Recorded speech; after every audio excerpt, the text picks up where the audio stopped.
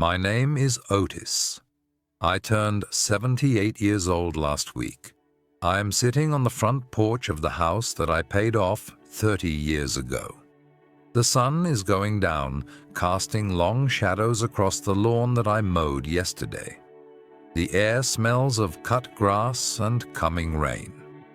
It is a peaceful evening. It is the kind of evening a man works his whole life to enjoy.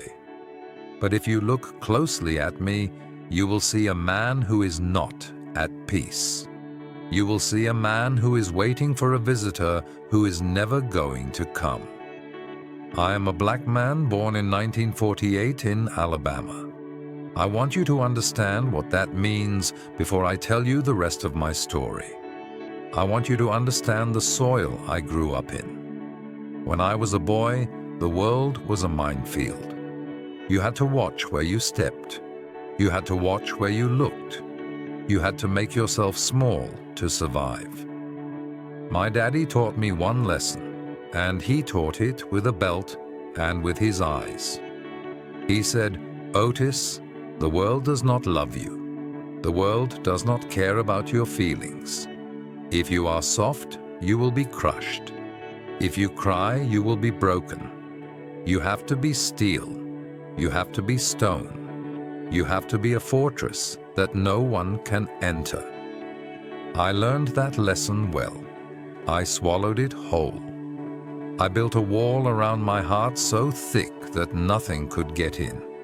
Not fear, not pain, but not love either. I thought I was becoming a man. I thought I was becoming a warrior. I didn't know I was becoming a prison warden of my own soul. I met Etta in 1968. She was the most beautiful thing I had ever seen. She had a laugh that sounded like church bells on a Sunday morning. She saw something in me. I don't know what it was. Maybe she saw the scared little boy hiding behind the stone face. She married me. We moved north. We wanted a better life. We wanted to leave the fear behind. But you know how it is. You can leave the town, but the town never leaves you. I brought the armor with me to Chicago. I worked at the steel mill, double shifts, for 40 years. I breathed in soot and ash.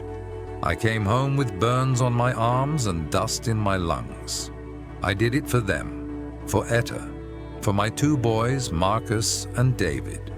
I saw my job as a simple contract. I provide the food. I provide the roof. I keep the wolf away. That is love. That is all the love a man needs to show. I remember coming home one night in 1982. It was winter. The wind was howling off the lake, shaking the windows. I was exhausted. My bones ached. I walked into the kitchen and there was Marcus. He was 10 years old. He was sitting at the table with his head in his hands, sobbing. He was crying so hard his little shoulders were shaking. Etta was rubbing his back. She looked up at me with pleading eyes. She said, "Otis, talk to him. Some boys at school took his lunch money. They pushed him in the snow. He's scared." I looked at my son, and I didn't see a boy who needed a hug. I saw a crack in the armor. I saw weakness, and weakness terrified me. Because where I came from, weakness got you killed. I didn't want him to be killed. I wanted him to be strong. So I didn't hug him. I didn't sit down. I stayed standing in my dirty work boots, looming over him like a giant. I slammed my hand on the table. The sound made him jump. I shouted, "Stop that crying! Stop it right now! Look at me!" He looked up, terrified. His eyes were swimming in tears. I pointed a finger in his face. I said, "You are a black man in this world, Marcus. Nobody is going to pity you. Nobody is going to give you a tissue. If you let them see you cry, they will eat you alive. you stand up, you dry your face, you go back there tomorrow and you fight. You don't come home crying to me again. Do you hear me? Toughen up. Be a man. I watched him swallow his tears. I watched him choke them down. It was like watching a door close. The light in his eyes turned off. He wiped his face with his sleeve. He stood up straight. He said, "Yes, sir." I thought I had taught him a lesson. I thought I had given him a shield. I went to bed that night thinking I was a good father. I thought, he will thank me one day.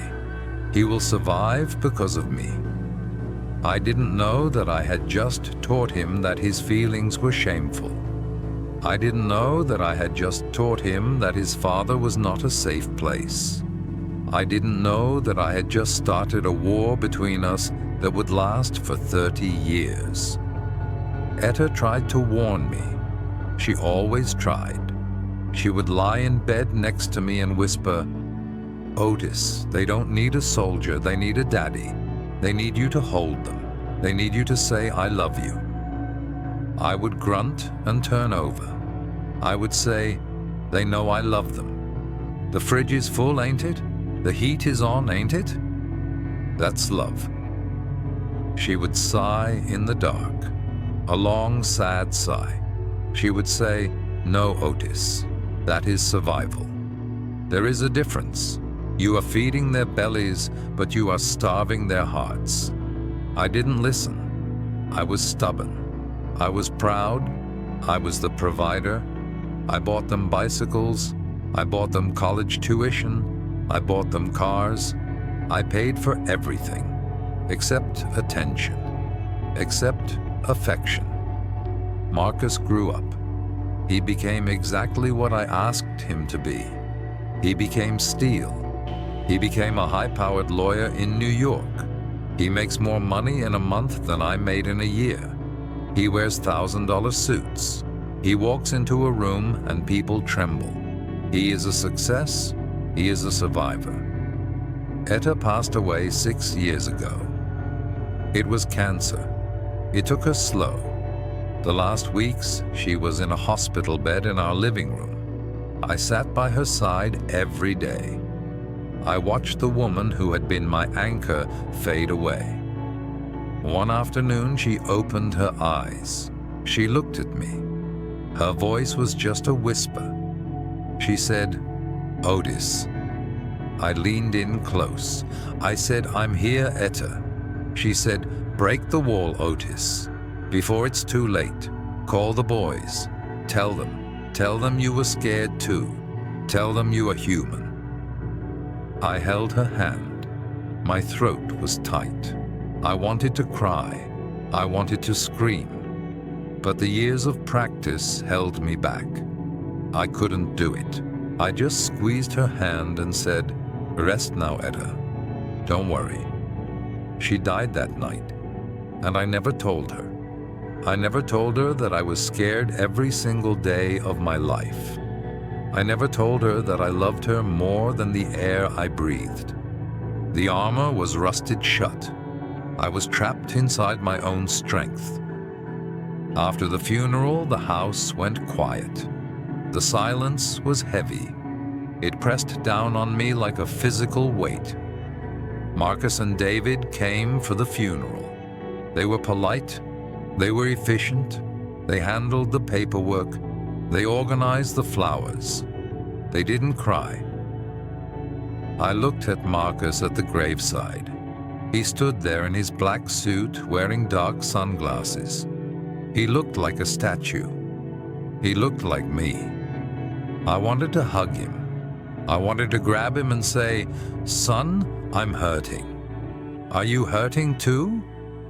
But I didn't know how. I had never done it. The distance between us was only 3 feet, but it felt like an ocean. He flew back to New York the next morning. He shook my hand. He didn't hug me. He said, "Take care of yourself, Pop. Call if you need anything." That was it. Business, transaction. I sit here now on this porch and I think about that ocean. I have a lot of time to think. I think about the legacy I left. I thought legacy was money. I thought legacy was a paid-off house. But I realize now that legacy is emotional. I passed down my trauma. I passed down my silence. I taught my sons that to be a man is to be alone. I taught them that vulnerability is a sin. And now, somewhere in a penthouse in New York, Marcus is probably doing the same thing to his son. He is probably telling him to stop crying. He is probably teaching him to build a wall. It is a curse, and I am the one who cast it. I tried to call Marcus yesterday. I wanted to tell him. I dialed the number. My hands were shaking. He answered on the second ring. His voice was sharp, impatient. Otis, is everything okay? Do you need money? Is the house okay? He went straight to the logistics, straight to the survival. I said, no, son, I don't need money. I was sitting here thinking about your mother, and I wanted to hear your voice. There was a silence on the line, a long, uncomfortable silence. Then he sighed. It sounded just like Etta's sigh. He said, Pop, I'm really busy right now. I have a meeting in 5 minutes. Can we do this later? I felt the rejection hit me in the chest. But I couldn't blame him. I had trained him to be this way. I had trained him that work comes first. I said, yeah? Sure, son. Later. Go do your work. He hung up. He didn't call back. Listen to me. Listen to an old man who won the war but lost the peace. I know what they tell you. They tell you that you have to be tough. They tell you that you have to be the rock. Especially if you are a man. Especially if you have had a hard life. They tell you that feelings are for the weak. That is a lie. That is the devil's lie. I have 3 hard truths for you. 3 truths that I learned in the silence of this empty house. Truth number 1. Your strength is not in your silence. I thought silence was dignity. I thought holding it in made me a king. But silence is just a wall. And walls don't just keep enemies out, they keep love out. Your family doesn't need a statue in the living room. They need a human being. They need to see you bleed so they know it's okay for them to bleed. They need to hear you say, I'm scared, so they know they aren't alone in their fear. When you hide your heart, you don't look strong to your children. You look absent. You look like you don't care.